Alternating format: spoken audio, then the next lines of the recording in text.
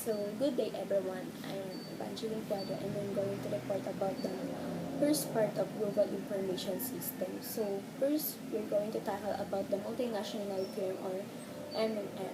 So, what is MNF? MNF is a firm that operates and registered in many countries. It is a large corporation which both produces and sell goods in a par or services in a various countries. So, for example, is yung Jollibee Foods Corporation. As we all know, meron siya dito sa Philippines, then in the other countries. Masasabi natin siyang MNF because it locates in different countries.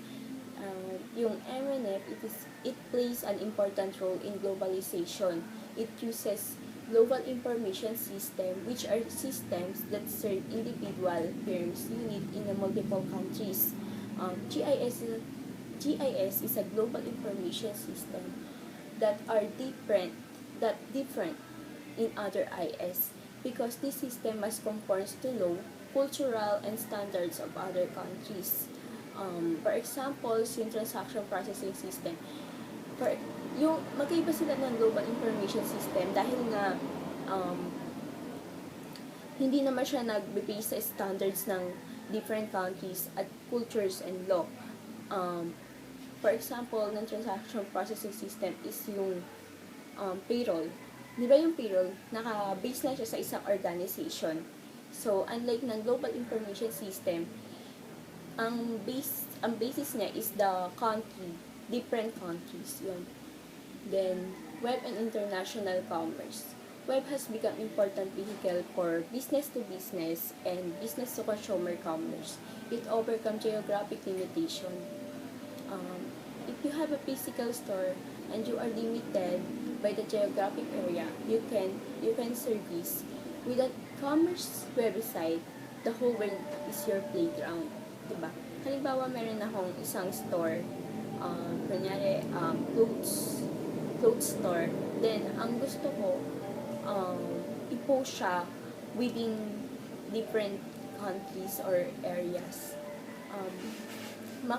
Pwede ko gamitin yung e-commerce or pwede akong gumawa ng isang site kung saan mabubuy siya through internet. Then, yung ratio ng non-English speaker to English speaker are growing because 2/3 of internet users come from English-speaking countries. Yun.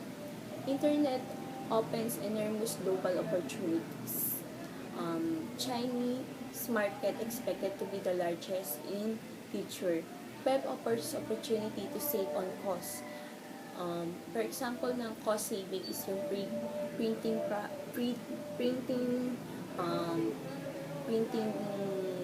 service manual, resibo, yun, one of the example.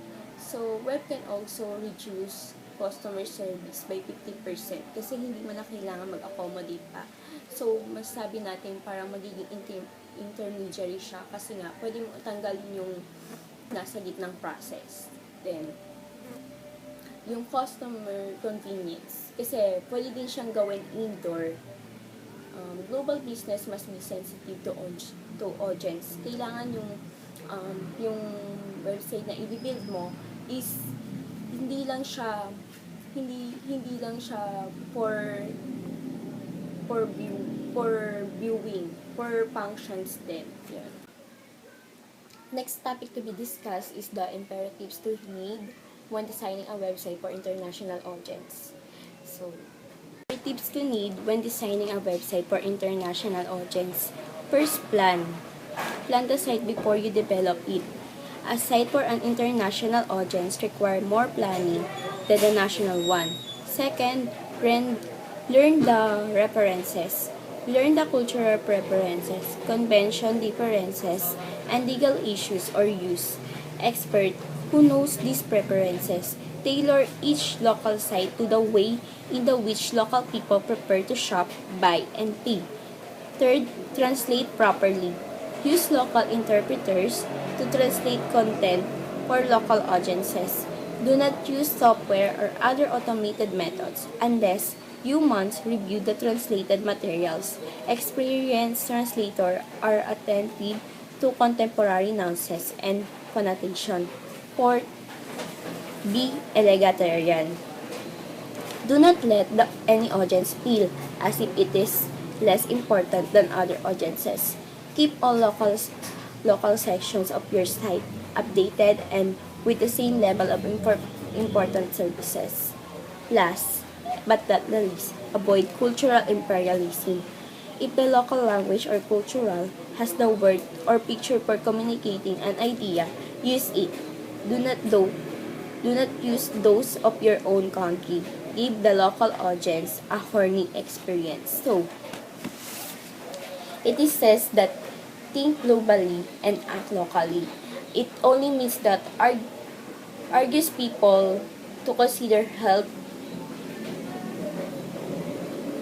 So, it says that think globally, act actually. Argues people to consider the health of the entire planet and take action in their own cities and communities.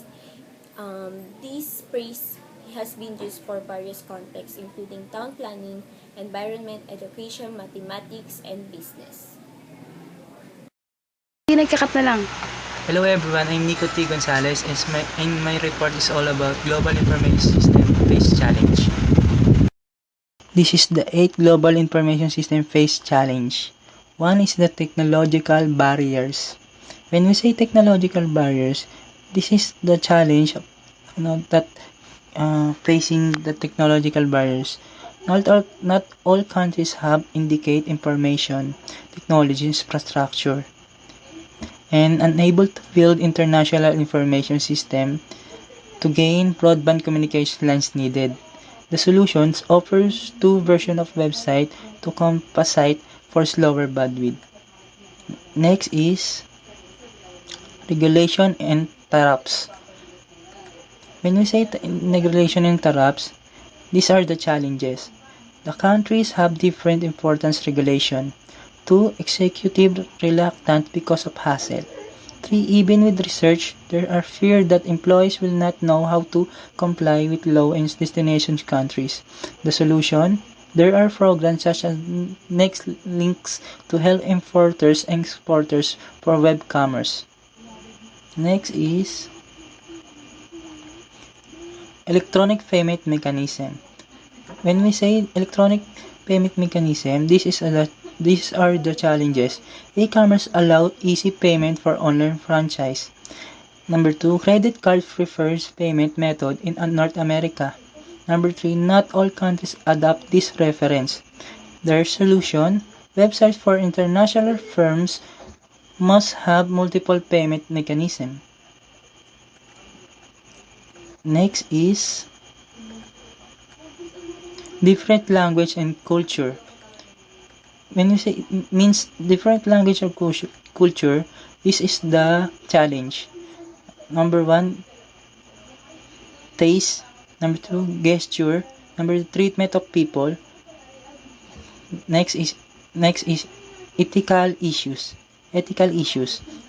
Their solution, MNFF should employ local personnel to design their website or version of website that will appeals to our particular countries.